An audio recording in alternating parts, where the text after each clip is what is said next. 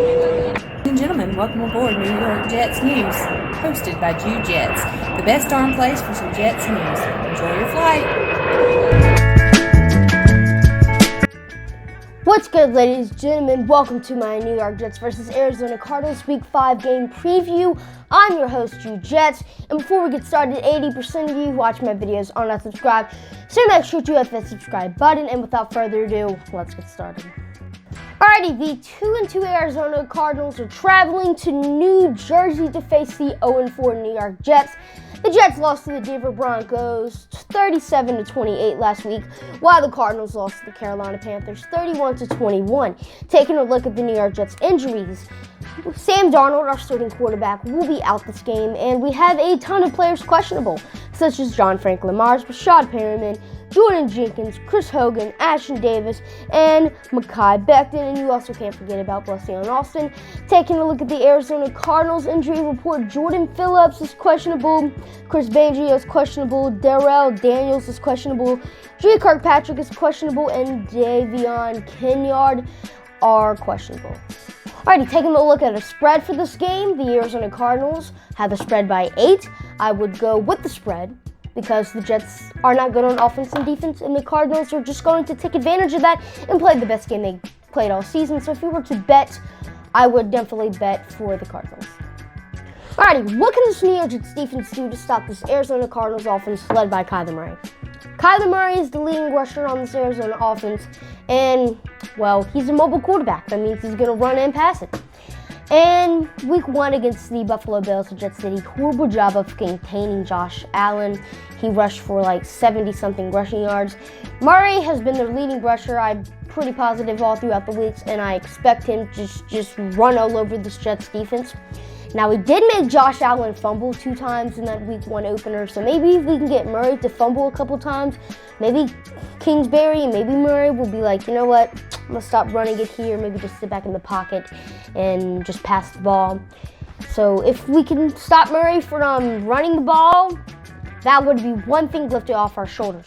In the passing game, Murray did throw 3 touchdowns last week against the Carolina Panthers, but 2 weeks ago against the Detroit Lions, he threw 3 interceptions.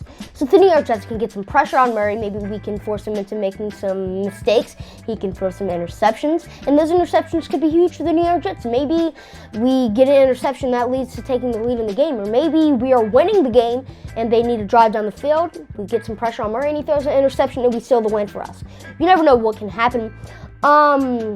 But I don't think we're going to get any pressure on Kyler Murray because the guy who brings the most pressure for us, John Franklin Myers, doesn't even start. So Henry Anderson and Steve McClendon are not bringing any pressure, and therefore he's going to have all the time to throw and throw for like 500 yards this game. But maybe if we play the younger guys like Franklin Myers and we get Huff in there, Zuniga's coming back this week, if we can get those guys coming back, maybe we can bring some pressure on them once again. You know, it's just my opinion. It might not actually happen, but I'm just saying, we can do those things. Maybe Murray makes those mistakes. That could be huge for the New York Jets. In the run game, their main guy they go with is Kyler Murray, but every team has to have a running back, and their running back is Kenyon Drake, who's not even the leading rusher on this team. He's had a slow start to the season. Not many people expected him to have a slow start, but he's been very slow to the season. The Jets, I don't know what's up with our defense. Week 1, we had a good run defense, and then week 2, we play horrible.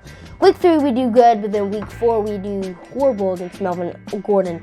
So maybe every time there's an odd or maybe every other week, we just play good defense. I don't know, but it's looking that way right now. So if we can contain Kenyon Drake, which I think we will do, I don't really think Kenyon Drake's going to be a big problem overall. We don't even have to worry about him, just the way his season's been going so far. So Kenyon Drake, don't have to worry about. But in the receiving game, we have a big problem. And that problem is DeAndre Hopkins. We have no one on the outside that's going to be able to cover DeAndre Hopkins. He is one of the best in the game, if not the best at the receiver position. And we have Pierre Desir who got mauled by a rookie whenever that should have been an interception. I mean, Pierre Desir's just not playing good. He's going to look like a college player guarding DeAndre Hopkins. Yes, I know he had 2 interceptions last week, but I mean, come on. He was playing against one of those interceptions actually should have been thrown away. That was just not even a rookie mistake. That's like an undrafted third-string quarterback mistake. And that other interception was just a mistake by a third-string quarterback. Well, that was a good, play overall. But Desir's just going to look like a college player against Hopkins because Hopkins is just going to get open about 1,000,000 times against Desir. Now, Desir has faced against Hopkins before. He played for the Colts, and they played each other. He played Hopkins at least 6 times or 4 times in his career so far. So, I mean, maybe that familiarness and he could play a bit better. But, I mean, DeAndre Hopkins just looks so good this start of the season, and I don't see, him getting stopped by Pierre Desir. Other people on the Arizona Cardinals team that could be a threat in the receiving option, Christian Kirk hasn't really made that much buzz so far. Isabella, who's been one of Kyler Murray's favorite targets so far this season, but I like the matchup that we have. Poole versus Isabella. Poole had an interception last week, and that was not a mistake. That was a nice coverage play. Or that could just be my thoughts telling me that, and that could have just been a poor throw by an undrafted third-string quarterback. But really the only threat in the receiving game should be Hopkins, because, the Panthers, who I won't say have that many great options besides Dante Jackson at cornerback, forced Murray to 133 yards last week. He did throw 3 touchdowns, but those were like red zone touchdowns. So yeah, that's kind of what we're rolling with. Just Hopkins is going to be a big area of concern, mostly because of Desir.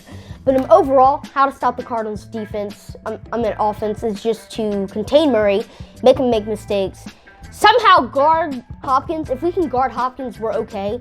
And really, that's it. If we just force Murray to make mistakes and we contain him and we can guard Hopkins, I feel like the Jets have this Arizona Cardinals offense down pat, and we could have a shot against winning, and we could have a shot at winning. So how is this Jets offense going to do against this Arizona Cardinals defense? Sam Darnold is going to be out this game, which is huge for the New York Jets. He injured his throwing arm Thursday night against the Broncos last week, and we put him in the game for some reason.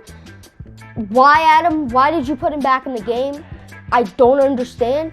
But we put him back in the game, and he probably injured it some more because he got sacked a lot after that. And now he's out and could be out next week against the Chargers. And so we have Joe Flacco starting at quarterback for us. Now, a lot of people on Jets Twitter, and this is really kind of not common sense, but this is really knowledge. Some people believe that Flacco is a better fit in Adam Gase's system. And yeah, he probably is. Gase's system revolves around a pocket passer QB, which Joe Flacco is.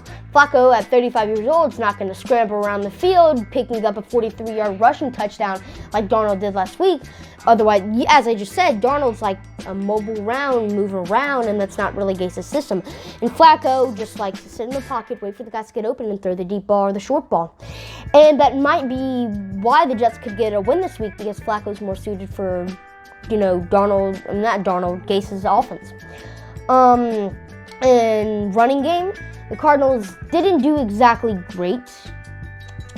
Last week in the running game, Mike Davis had 84 yards with 16 carries and a touchdown. I'm pretty sure he had a long one, but Teddy Bridgewater also had a couple, he had a 18-yard run. Now, this would be good if Darnold was playing, because I don't think they are very good against quarterback run. He's not, but still, Le'Veon Bell's coming back this week. He has that energy. Buffalo, who has a good defense, and Arizona, who doesn't have that great of a defense. Maybe Bell can make a statement in this game. Maybe Bell can, get open on some runs, find the open holes better than Gore can, and, score those touchdowns that we wanted him to do last year. And then in the receiving game, we have Crowder, Smith, Hogan, Berrios. We have all those guys. Crowder's just phenomenal for the Jets.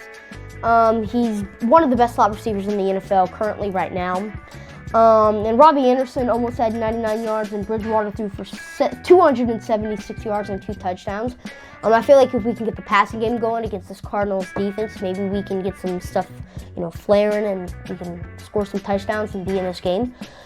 But overall, what we need to do to succeed on offense is Flacco needs to find the open guys, get the first downs. We need to run with Le'Veon Bell and really just find the open holes and just drive down the field and score.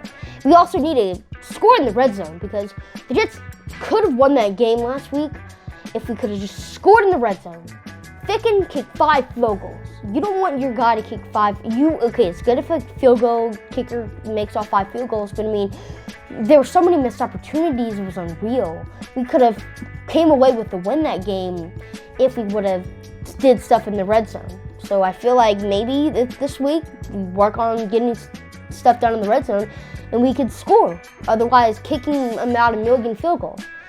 But on the other hand, I do have Ficken starting for me this week in fantasy. So there's that. What is the final score for this game? I have Arizona 38, Jets 20. Thanks for watching, and as always, go Jets.